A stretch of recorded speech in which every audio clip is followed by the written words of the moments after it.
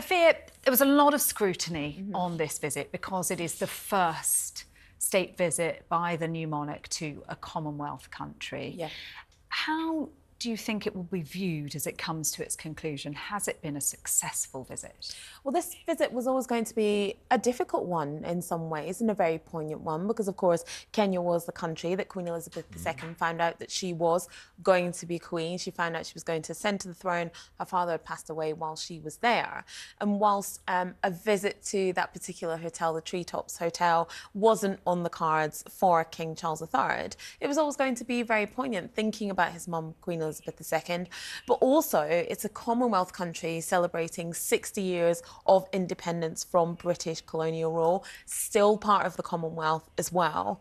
And it was always going to be very significant. The UK is trying to tie up trade agreements with lots of different countries, and Kenya is one of them. But also you have the very difficult history that Kenya has with Britain. I just said they're celebrating 60 years of independence from British rule, but the fight to get that independence was very bloody and very brutal. There were calls from the Kenyan Human Rights Commission for King Charles III to make an unequivocal, unreserved apology for the actions that happened. He stopped short of doing that, expressed his deep regret about what happened during those struggles. But there was lots of conservation projects also on the cards, lots of cultural events, lots of different things going on. So it was always going to be a highly scrutinised visit, and a poignant and a difficult one in some ways as well. Well, absolutely. I mean, he did express his greatest sorrow and deepest regret over past colonial wrongdoings and the British atrocities. He did go so far as to say there is no excuse. You mentioned the Commonwealth, of course. The Commonwealth was so important to the late Queen. A third of the world's population live in the Commonwealth. Yeah. Is that something that you see the King continuing, just to preserve the Commonwealth and also, I suppose, to empower the Commonwealth going forward? The Commonwealth is going to be very important to King Charles III. It is a jewel in the crown of the royal family. And at a time where you have, separately from the Commonwealth countries in the realms, like Jamaica, thinking about separating themselves from the monarchy, it's those other countries of the Commonwealth, and we have to distinguish that the countries in the realms and the countries in the Commonwealth are different. But this big family of countries, as you will, I think about 54, 56 of them now, that's going to be very important to the royal family. Like you said, a third of the world's population live in those countries. It's important for the royal family and the monarchy to maintain those ties. But there's countries within the realms and separately within the Commonwealth that are thinking, what is the value of us being within this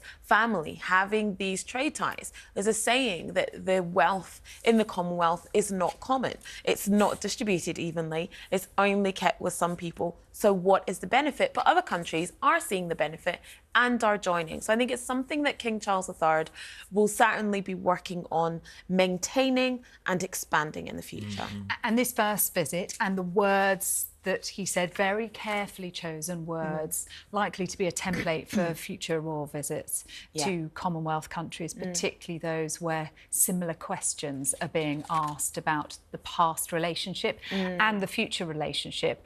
Once he'd got that speech out of the way, I fear, there was a desire to focus on the future, wasn't there? Meeting young people, but also projects, pet projects of his, the environment, front and centre of this visit. Absolutely. Lots of conservation projects visited across Kenya, whether you had Queen Camilla feeding gorgeous baby elephants at an elephant sanctuary, shopping her way around the gift shop at a donkey sanctuary. But you also they ran out of money, didn't they? They did. Queen Camilla's all of us. But they also visited, by the beach, they visited this non-profit organisation called Flip Floppy. And what they did was they made this incredible throne for King Charles III out of recycled plastic bottles, which I thought was incredible. And they also talked about him as being a trailblazer when it comes to conservation, you know, saying that when he was talking about it, everybody thought he was mad and a bit possy, but actually he was in some ways predicting the future. And it's one of the issues where, sorry, David, where actually he can connect with a younger audience, isn't it? Which is a big challenge. Yeah.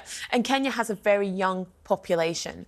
And actually, a lot of young people, not just in Kenya, around the world, one of their main things that they're concerned about is climate change. So it's really important for the royals to connect with young people, and this is a great way of doing it. And of course, we've got Prince William with his Earthshot Prize next week, another really important projects around environmentalism, and another really great way of connecting with young people. And just on a personal note, he has sort of personal experiences. He spoke to a 117-year-old gentleman, didn't he? Yeah. He represented medals and so on. The daughter actually described it as a really important day for her family. Yeah, absolutely. So this is a war veteran, 117 years old. His name was Samueli Mburia. And he had actually, he'd got medals during the time he served with the British Army. But as a Kenyan, you know, the medals had been hidden. They weren't very proud of them because of the connection with the Mau tribe and those struggles that I talked about earlier on. So he's represented with those medals.